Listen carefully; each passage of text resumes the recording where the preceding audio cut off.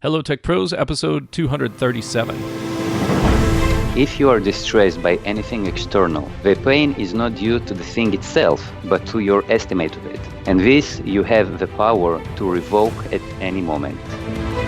Welcome to the podcast where every day of the week we publish another conversation exploring the anxieties, challenges, and opportunities that technical professionals and entrepreneurs face when building their career, building their products, and building their business. There are a lot of shows that focus on the nuts and bolts of technology, but this podcast is not one of them. This is about the people behind the tech industry and the mindsets and skill sets they developed that led to their success. You can learn more about this podcast and our guests at hellotechpros.com, and I invite you to read my personal story of overcoming social anxiety at anxietynerd.com. All right, let's get started. Hello, Tech Pros. This is Chad Bostic, and I'm excited to introduce our featured guest today, Alex Rubinchik. Are you unplugged and ready to unwind? Well, I unplugged my telephone. I just have my Skype to communicate with you and ready to go.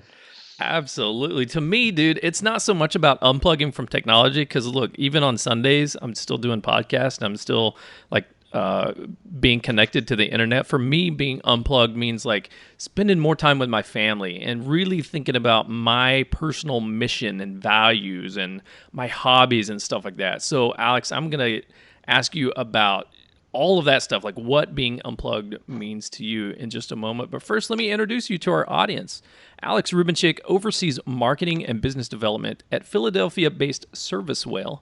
Prior to moving to Philadelphia, Alex received his first degree in political science, history, and philosophy from Hebrew University's MBA from Brandeis University. Alex's interests and hobbies are as diverse as his travels. When he isn't discovering new solutions and opportunities for ServiceWhale, an online marketplace that provides instant on-demand quotes for big-ticket home improvement projects, he enjoys teaching yoga, spinning vinyl, and exploring unplugging practices. Dude, I love it. I love it. It sounds awesome. I love it as well. It is. And I cannot express enough how much it unplugs you from the digital world and how much it brings you back to yourself. But I'm sure we're going to talk about it during the show. Cool, man. So give us just like maybe a 30-second or 60-second overview of ServiceWhale and your day job. What is that all about? So ServiceWhale is a marketplace for big-ticket home improvement projects. And basically what it allows you to do, it's you can shop for HVAC system for your house or for a new roof or for new windows as easy as you would shop for radio on Amazon. So this is the core of our activity, and I'm involved in investor relations and the PR for the company, and of course marketing. So we are located in Philadelphia, and we're working in the Pennsylvania region, New York, New Jersey, and now expanding to Washington, D.C. and Massachusetts. You know, I got to share a little bit of a dirty little secret, or not so secret, about myself, and that is I absolutely suck at home improving projects. Anytime my wife, you are not alone. Yeah, anytime my wife asks me to do something like, "Hey, could you install a ceiling fan?" I'm like, "Oh my God, I can literally see like the ER visit that's about to happen, as well as multiple trips to the home improvement store down the road to, first of all, get the fan and then exchange the fan for the right fan and then get the tool that I don't have and then, you know, go back and ask for help on how to do it. And then multiple hours of watching YouTube videos, and just, it always, to me, is absolutely stresses me out to do any kind of home improvement stuff. But I know there's a lot of folks, like my brother-in-law, he's amazing. And for him, like doing a home improvement project is like, yeah, man, this is the most relaxing thing ever because I don't have to think about work. I don't have to think about all the other stuff I need to do. I can just tinker. I can just pull up my tools and, you know, get all greasy and dirty and just bust things up and break things and put them back together. It's a ton of fun. It is. But the question is if you're trying to unplug yourself by doing those home improvement activities, or you're really trying to be efficient and get the best deal possible. So if you want to have some fun time with your family or son, for example, to change a vent or to change the electricity plug or any kind of this, what we call small ticket jobs, That might be actually fun and cool, but the problem is if you're trying to do this for a big job, like a heating and cooling system change, where you put $10,000 to $30,000 in stake, so your room for mistake is very little, and your risk of doing things wrong, either if you do it yourself or if you call 10 different contractors, is still very high. So the question is, how you making the process efficient enough that you're satisfied, you paid the right amount of money, and you invested the minimal amount of time while taking minimal risk? Yeah, even the small ticket items absolutely stress me out. My buddy Mike Brown, we worked together for years, and there was about a 16-month project where he completely Oh my rebuilt God. his kitchen from the ground up. And at the beginning, for the first 6 months, I was like, dude, what are you doing? He's like, oh man, we tore down everything to the studs. We ripped out the floor. We took out all the appliances. It's just, and he shows me all these pictures every week, and his Yeah, kitchen and you just looks feel the like a satisfaction in his voice. yeah, and you can hear the satisfaction because he loves to do carpentry. He loves to build cabinets. He loves to do woodworking. He loves to build all this stuff. And it's like, that's amazing if that can help you unplug. But for me, just seeing that the only thing that you have in your kitchen right now is a microwave. Now, granted, that's the only tool that I can use to cook with, but the only thing that's available in your house to cook with is a microwave, and everything else is out in your garage. Like that would stress me out. But for Mike, that was awesome. He loved it for the Yep. first 6 months. And then the next 12 months where he was trying to balance his day job and do the big, heavy remodeling thing. I think he might have changed his mind somewhere in the middle of that because then it was That's a like, question no, to follow up with him. we got this done, we got that done, but now we got 50,000 other things we got to get done. So Yeah. So basically, you described the situation as it is in real life, and our company started from a personal experience of our CEO. So he moved to Princeton, New Jersey, and he needed a new heating and cooling system for his house. So he started to call contractors, and they started to arrive to his home. So one day you have one contractor, the next day you have another one. Now he expected that some engineer will come to his house and will actually calculate and see what is the right system for his house and give him the right price. But instead of that, he had salespeople coming to his house representing this or other contractor or company.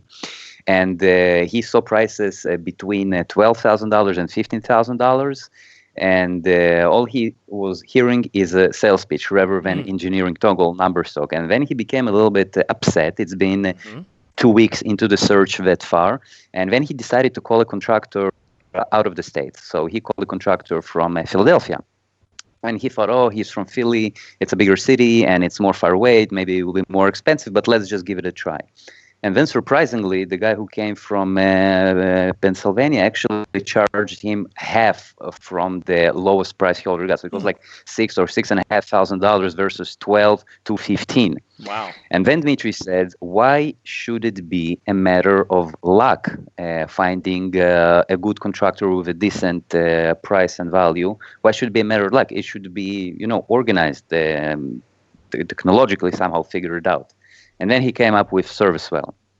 So actually, heating and cooling was the first service he figured out, and then he moved to additional services like flooring, windows, doors.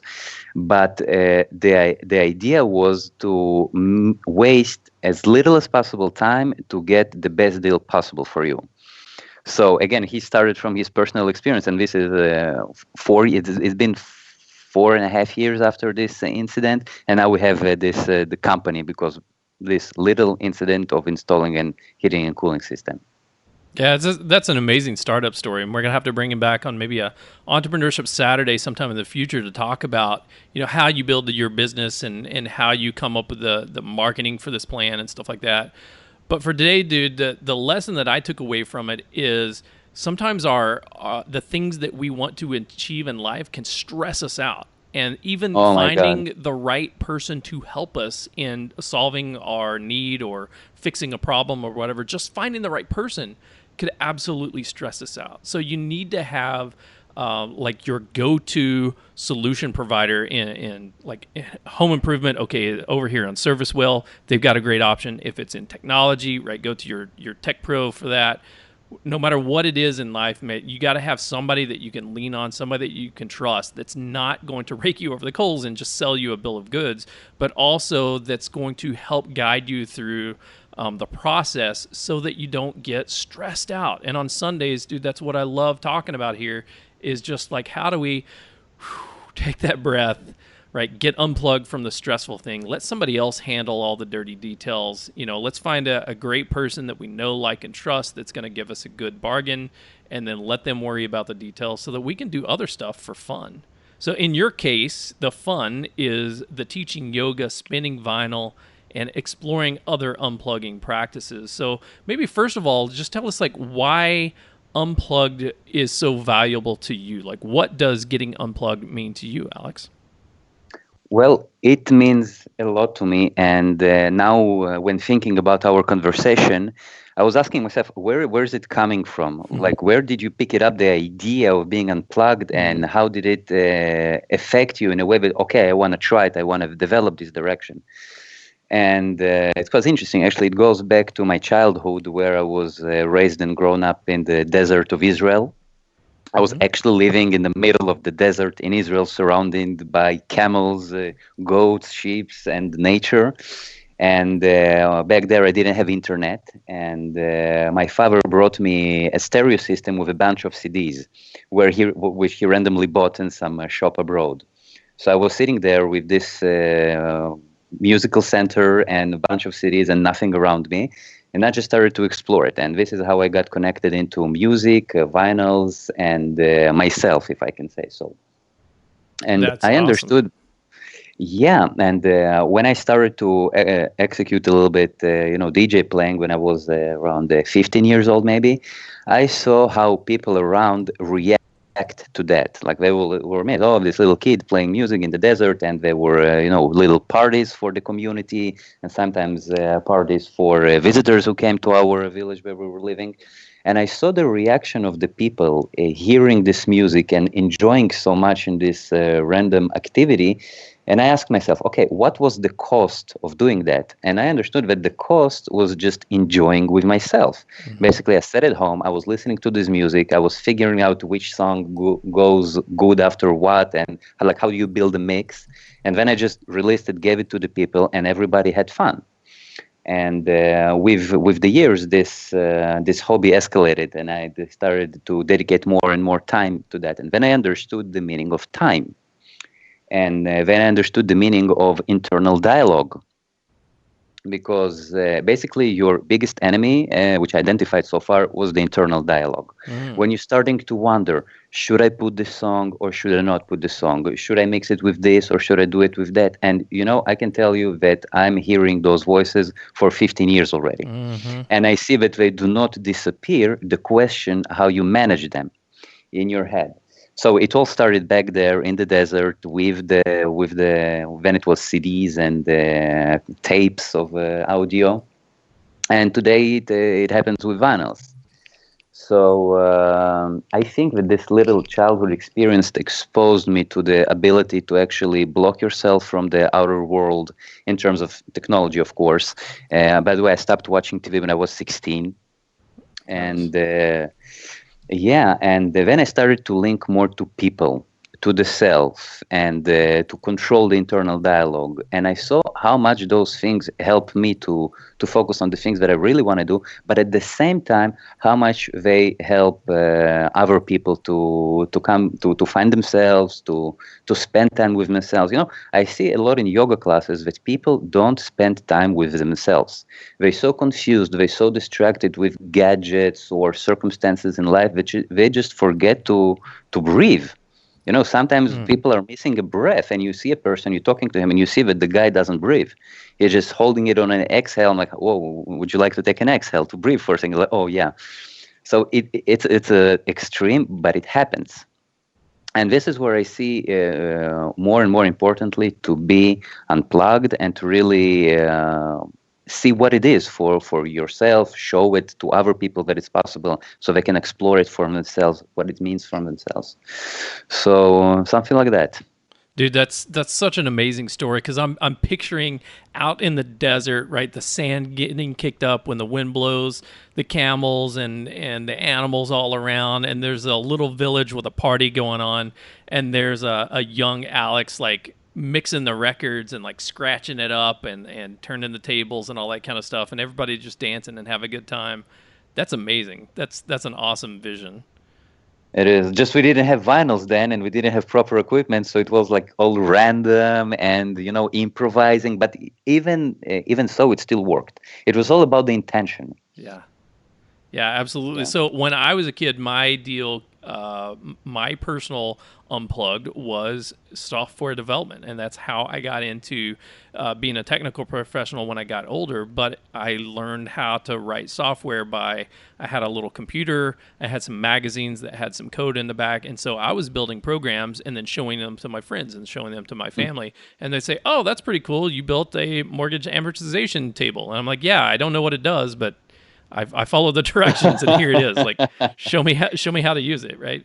And it was a really good time. But I can completely empathize with what you're talking about the internal dialogue, because at the same time that I was learning technical skills and I was learning how to be a software developer, I was also unfortunately developing social anxiety, and I became very, very self-conscious. I became very, very, I had an extremely negative internal dialogue all the time where to myself, I was telling myself, you suck, you're a nerd, you're a dork, nobody cares about you, life is horrible, you'll never amount to anything, you'll never get anything done, like you can't talk to people, you can't look people in the eyes. And this was a very, very negative dialogue for me that's actually taken me, Alex, like years, decades, like 2 decades to start to overcome, and this podcast is another step in the direction of talking to 365 brand new people every day of the year is an amazing accomplishment for me personally. But for me, it was about fighting that internal dialogue, and to be unplugged, really, when you get down to the heart of this show, the heart of this episode, to me, that's what it's all about. Is you hit the nail on the head there, dude. It's about being at peace with yourself in no matter what the circumstance is, but being at peace with yourself, be happy with yourself, and being proud of just, living life and doing the things that you do. Yeah. Actually, I like, as you said, I studied philosophy when I was in my undergrad, and there is one book that I read, and it left crazy good impression on me. So you probably know a lot of books like The Power of Now, and sort of things that sort of books that tell you to think about the moment, to live the moment of now, to cause the matter. I even heard that there are seminars, different seminars like Landmark, for example, who focus people on these kind of things. But Marcus Aurelius, a Roman emperor, wrote a book more than 2,000 years ago called Meditations. And I'm quoting, "Very little is needed to make a happy life. It is all within yourself, in your way of thinking." So basically, what you think is what you get. And this quote, which was written 200 years ago, probably, is repeated over, you can find it in books over any century. There are books written 100 years ago talking about it. There are famous philosophy books like René Descartes and the Cogito. He talks about the same thing, the thought, the anchor of our life. So this thought of what you think is what happens, it's been existing always. However, today we see that with the modern world, instead of actually controlling it by knowing it, we are misled by technology, and let's call it plugged. Being plugged distract us from this direction of thinking and then receiving what we think. So I think that being unplugged, this is the spot which allows you to control the internal dialogue, to actually understand what is the internal dialogue, because when you plug, it's very hard to understand what it is. You think that you're thinking about the information you're receiving and processing all the day, each day, and so on and so forth, because we became hungry for information, right? We're craving, we want to read more, we want to consume it more, we want to learn more. But at the same time, we forgot how to distinguish the good from the bad, or the efficient from the less efficient, or what is listening and discussing with the internal dialogue, and what is just observing it. So when you're being unplugged, you're able to observe the internal dialogue or the thoughts themselves, not even the internal dialogue, then it becomes just thoughts. And then you are able to actually progress with that. But when you're plugged and you're distracted all the time, the thoughts in your head are turning into aggressive internal dialogue.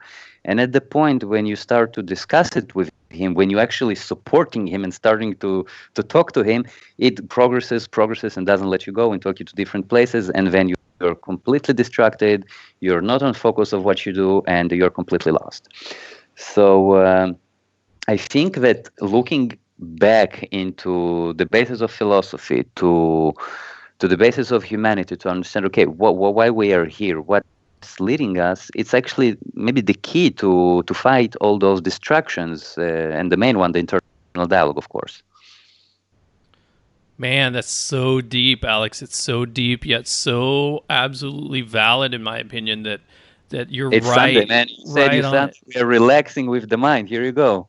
Yeah, exactly. It's like all the stuff that we tend to prioritize, which is productivity and getting things done and being successful and running our business and building our careers and getting a bigger house and going on vacation and just dude, just saying all that makes my energy level go up and makes it just feels like I feel a tightness in my chest. As I'm listing off each of those things, my chest just gets a little bit tighter, and I can feel like my throat getting a little bit more tense as I'm saying each one of them. And it's harder to breathe. It's harder to breathe. And like all those expectations that we're putting on ourselves to do this stuff and to be successful and to buy the next gadget and to have the next promotion and to whatever it is that you're stressed out about.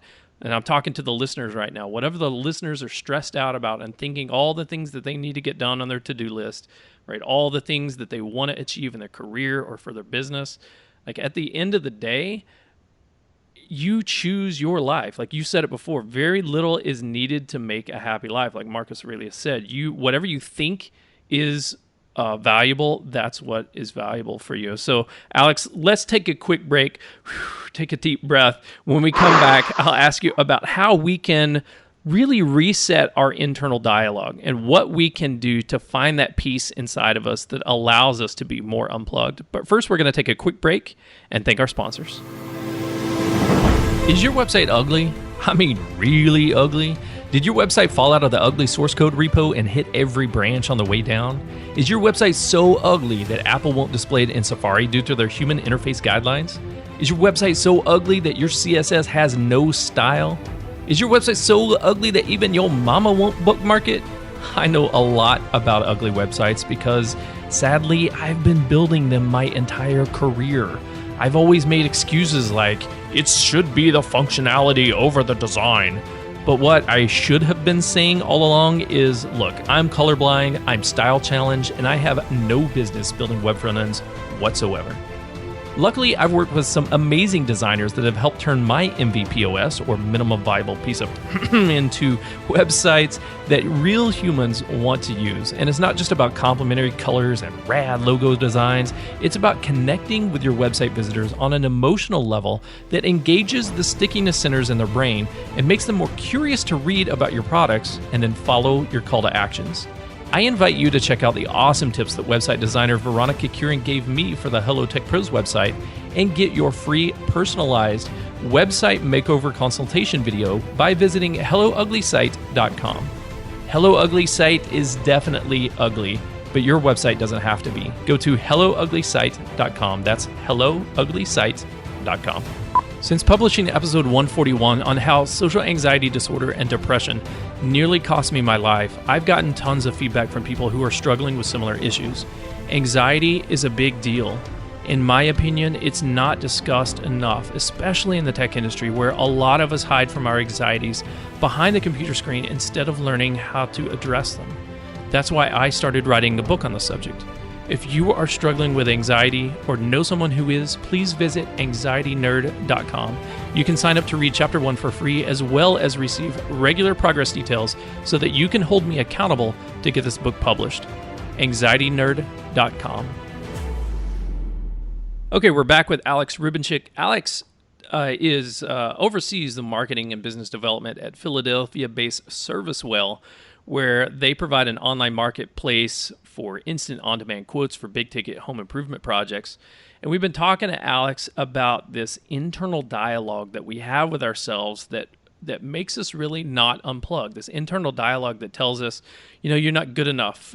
You need to redo that. You need to refactor your code. You need to remix your music. It's not good enough. You need to take it one step further. Nobody's going to listen to this. Everybody's going to hate it. You need to keep working, right? And all of that stuff that just messes with our mind and gets us unfocused and gets us derailed from having fun and accomplishing our goals. It's no good. Alex, we need to reset that. We need to completely start over in some situations, or as you said before, just take a breath. So what can we do if, no matter where we are in life, I think we're all struggling with this in some fashion or another. What can we do to start managing our internal dialogue? Well, there are two answers to this question. First is the philosophy of, okay, what is the internal dialogue and what are the ways that I can deal with it? And the second one is a personal example. And okay, what can I do right now, today, and tomorrow, and this week, and as soon as possible to change my communication with the internal dialogue and to see the difference actually happening right now. Mm-hmm. So let's start with that philosophy. What is it all about? So philosophy speaking, internal dialogue is something that exists in us. It's there. Okay, you cannot not have it. This is something like by default, like you receive an iPhone with the iOS software already installed in. Mm-hmm. Same thing, the internal dialogue, it exists in us. And the way with it is how well can you control it? So the internal dialogue can be you thinking about something, or it can be you observing some situation. So I'm sure you felt that when you completely relaxed after a good meal on a Sunday afternoon, when you're lying on the couch or on the beach in the sun and you're completely relaxed and you're almost asleep, but you're not quite sleeping, you're in a, let's call it, little meditation. And when you have those thoughts in your head, which you're just observing and you're being happy. It can be when you're imagining your vacation, or it can be when you're imagining some situation at your work which you positively figuring out. So, and you're actually observing it and you're thinking about it. This is not an internal dialogue. This is you observing your thoughts, your consciousness. And this is actually a good thing. And people tend to confuse it with the internal dialogue, is when you think, oh, I'm not good enough, and what if this, and what if that, and don't do like this because that can happen. You hear many assumptions. So the philosophy is that if you hear assumptions in your head which you do not know, frankly, if they're real or not. For example, how can you possibly know what 100 people around you think about you? Right. They can think you're funny, we can think you're ugly, we can think this, that. We don't know what they think about us. So the easiest way to go about it is just not to think what other people think, and to think about yourself and what you need right now. And this is one of the easiest way to defeat the internal dialogue in terms of philosophy, because again, many times the internal dialogue pushes thoughts in your head which do not exist. And you, by supporting this internal dialogue, supporting those thoughts and wasting your time. And time, it's a very precious asset in our lives. Mm-hmm. Versus you can just relax, eliminate all the things which are uncertain and focus on the things which are certain, right? If I think and it's certain, then I think I exist, as Descartes said, right? And you continue from here, from this very simple base that I'm thinking only about the things that are realistic, that are true, they exist, and I'm confident in them. If there is doubt, we need to eliminate it because we don't want doubt in our life. So that's the 101 philosophy of controlling the internal dialogue of what it is. All right, so we've got our philosophy down, right? I think, therefore I am. I'm going to remove the doubt if I have any questions. I'm not a mind reader. I can't predict what the lottery numbers are going to be. Therefore, I can't predict what 100 people around me think about me in any given circumstance, right? So I need to quit trying to predict the future, quit trying to read minds and just let it be what it is. Whatever it is, it is. But and try to really focus on the things that I know and the things that I can control. Okay, so that's our philosophy for internal dialogue. Now, you talked about the next thing is a personal example. What can you do right now to change? What can we do today, tomorrow, the next day to implement this internal dialogue management system? So can you give us an example of that?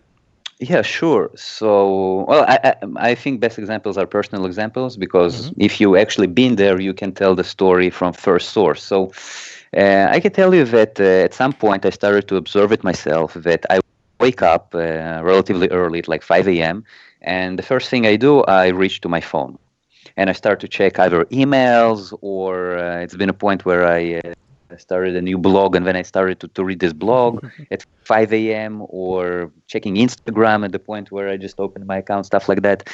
And then suddenly I see, and like half an hour, 1 hour, sometimes 2 hours of my morning, I went to technology without me even opening my eyes and doing something for myself. So the first advice is start and finish your day with yourself. Don't touch the phone, leave the computer, leave the TV, do something for yourself. Now, the question is what you like to do. It can be, stay a little bit longer with your loved ones in bed, or it can be going to gym, or it can be going for a hike, yoga, or your hobbies of the morning, or your self-treatments of the morning. But to dedicate the first hour of the day to yourself and the last hour of the day to yourself. So you can, at the first hour, plan what is up to come for the day, and at the end of the day you can reflect on what happened during this day, and that will help you each 24 hours, each day, 7 times a week, 30 times a month, to check yourself, to check your goals, to check if you achieved what you planned to achieve, and having all those thoughts without any distractions. Because at the point you took a smartphone to your hand or a computer or any piece of technology, you're being distracted. And the process of thinking of yourself, it's not perfect. Now, you as a programmer, you know that the code needs to be perfect if you want it to work perfectly without any bugs. Same thing with your head. If you program it well, if the algorithm running, which are your thoughts, is programmed well and running well without disruptions, the result is guaranteed to be good. So that's the first one. The second thing I would say, it's sports, because healthy body means healthy mind, and it's always good to do sports, and it's good to distress. It's good to leave the phone aside, because obviously you cannot swim and having your smartphone with you. Right. But the thing with sports, you can select the sports, for example, which you really like, for example, some people run only because they have to run, not because they like to run. So if you pick up the sport that you really like, you will find that it can cover several parts of your life. It can cover health, body and mind. It can cover education, but you can learn some new principles with any sports. Because in order to be excellent in something, you really need to know it to width and depth. So if you pick up the sport you like, you're able to research it and be more educated. So you will fulfill your additional challenge, let's say. And the third thing is social. If you're picking up sports which have contact with other people, I'm not saying contact sports like fight, boxing, but again, you can go to rock climbing gym and meet 20 new people a day there. And how wonderful it is to meet new people which have the same interest as yours. So basically, by picking up an activity which is a sporty, it can be healthy, educational, and at the same time social. So that's the second thing. Personally, for me, I pick up yoga, and again, first I was practicing for myself, exploring my body, my mind, fixing the things I needed to fix, working on the issues I wanted to work on, and eventually it turned out to be very educational. I started to research it, to learn it, and now I even teach it. And the third thing, of course, now I have 10, 20 students coming to each class, and you meet new people each day, and you started doing sports for yourself, and you ended up helping to other people, giving back to society, and even earning a little bit money out of it. Fantastic. All great stuff, Alex. This is fantastic. I love the process that you've put together for us because, first of all, it's got the foundation of the philosophy of why it makes sense, like what happens to us internally and why this is a universal fact and the way that our brains work. And second of all, just personal examples of what you can do right now to implement these changes. Before we wrap it up, can you share any parting words of wisdom that you have for our audience on being unplugged? And then share the best way that we can connect with you, and then we'll say goodbye. I would say that my advice is regarding pain. How do we get rid of pain? And it goes, if you are distressed by anything external, the pain is not due to the thing itself, but to your estimate of it. And this you have the power to revoke at any moment. So basically, once you understand what is pain, you can control it. By the way, this quote also took from Marcus Aurelius from Meditations.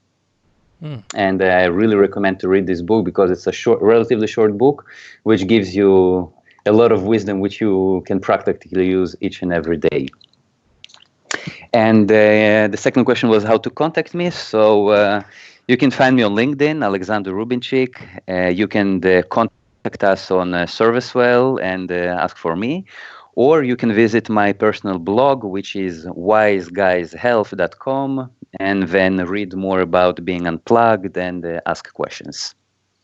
Alex, thank you so much for joining me on Hello Tech Pros today.